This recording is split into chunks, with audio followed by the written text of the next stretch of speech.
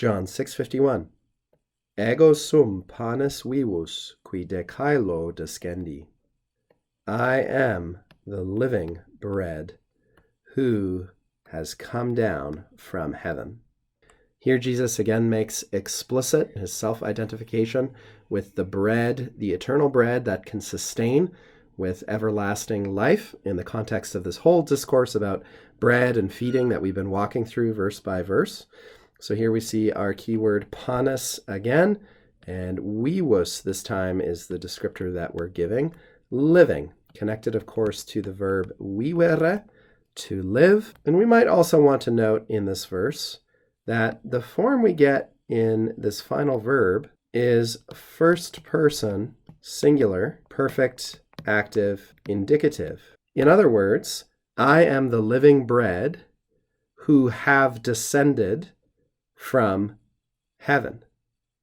I have descended from heaven, in other words. This is a bit tricky to wrap our minds around. We just want to notice that descendi, the subject goes back to qui, and qui's antecedent is ego. That's why we have the first person singular in this verb. You can think, for instance, by way of comparison, of the first line of the Lord's Prayer in Latin, which you can look up in Matthew chapter 6. It says, Pater noster qui es in caelis, our Father who is in heaven. In the Old King James Version, who art in heaven. And that carries through that clear sense that we're addressing someone, that is God the Father, in the second person singular. You might be tempted, though, because of your English brain, to say, est, our Father, he who is in heaven.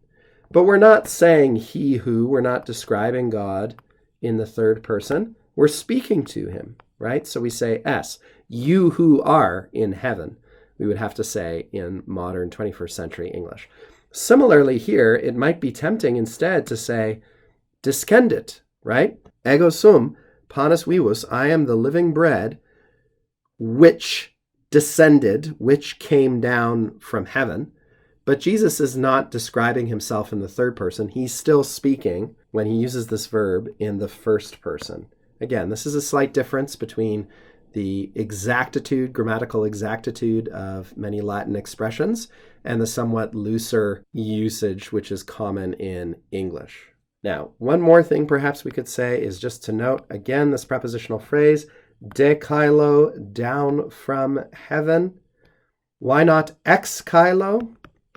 Probably you could say ex caelo or a caelo. The reason we don't, though, is because de is more idiomatic in Latin, especially when we are talking about literal motion downwards, which of course is always what we mean when we say someone has come from heaven. Even though, again, in Greek, what we have is a closer equivalent, literally speaking, of the Latin preposition ex